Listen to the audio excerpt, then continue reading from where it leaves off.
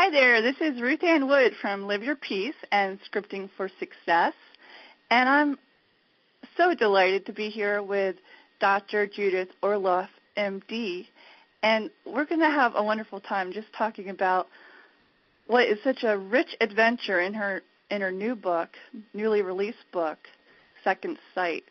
And I just want to invite all my listeners to really tune into yourselves and how you're feeling while you're listening to this remarkable woman who has brought so much to the world of psychotherapy as well as emotional healing. And I wanted to introduce her as an assistant clinical professor of psychiatry, and she's part of the UCLA, and she has published several best-selling books.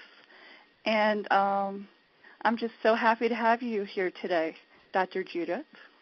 Well, I'm delighted to be on your show. I had so much fun reading your book, Second Sight. It actually took me on this whole journey, and I we'll get into that a little later, but I just felt you're such a vivid storyteller, and you break down some of the most, challenging conversations in our society, bridging the gap between science and spirituality, and using both as a tool to tune into your own life as well as treat your patients in your practice. And well put. Yeah, so it's a lot of fun. And my background as a body worker and as a goal-setting and achievement coach, I just fell in love with so many things that you said. And also, I've co-authored a book with a blind figure skater, and a lot of your intuitive stories of just moving forward in some of your new discoveries of tuning into intuition and those beginning experiences where you really embraced this new way of relating to your clients was very, very interesting to me. And I want to talk to you about that as well as what you're doing now with the book. So thank you so much for being here. You're very welcome. And so let's talk a little bit about intuitive intelligence, because there are many forms, and I'd be interested in hearing what you have to say about that. Well, that's an interesting question, because I wrote Second Sight to bridge the gap between traditional medicine and intuitive intelligence and spirituality and energy medicine. And so what Second Sight is about is really my journey on how I resisted my intuitive voice, and then through a lot of struggles and triumphs came to embrace it in how I use intuition in my practice as a physician. And intuitive intelligence is that, to me, it's a direct line to God. That's how I see it. It's a direct line to spirit, and the way you get to it is by calming your overactive linear mind and sinking into a deeper space within and listening with a different ear. It's listening with a kind of sensitivity where you have to receive the messages rather than go after them.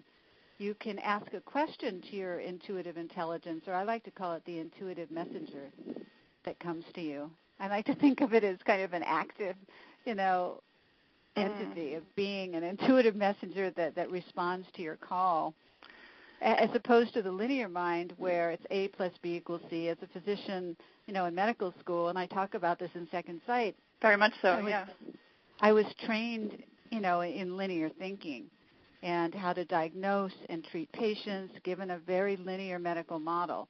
And you really had to shut some of the things that came to you earlier on in your teenage years and kind of put that on the back burner until you learned to integrate it more seamlessly. I did. I got very entrenched in the world of science and always in love with the human body, and how the human body works and human stories, people's stories as they would tell me their stories. It was, that's what has hooked me into medicine then and now and always, is the kind of raw, uncut truth that people will share with you. It's authenticity at its peak. They're sharing their most intimate side of you. I've done massage work where people disrobe and get a massage, and then I've done counseling work, and it seems almost more vulnerable to go deep within their feelings and their emotions and their stories than actual hands touching skin. I guess it depends on the person, on how they're interacting with hands touching skin. If they're doing it from a very, limited place, that's one thing. But right. I know when I get a massage, it's like I get transmitted to the inner universe, and it's like, and it's great when the two liquid. connect. Yeah, it's great when the two connect. And yeah, I mean, it's liquid, it's energy, it's nothing to do with the mind, which is why I so encourage body work in my work. I get it all the time. I couldn't live without it, because I write so much and I'm in a chair and the posture is hard sitting all the time. But to just keep all the energy flowing in my body, it's really a formula for youth. To really keep that body energy moving so it doesn't get stagnant. And so then that connects you with the vital life force and intuition.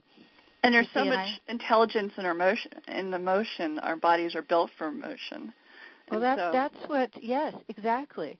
And that's what in Second Sight I talk about the wisdom of the body, and listening to that. But I just want to tell your listeners a bit of my story because when I was I was a child, and I had 2 physician parents. I had 25 physicians in my family, and I was a little child that had premonitions.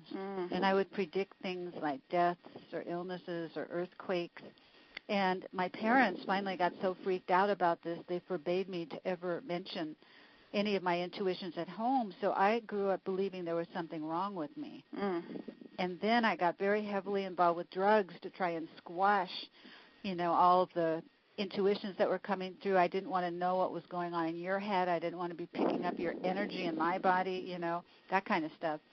And you would actually go through the grocery store and be very almost overstimulated by everything that was going on, right?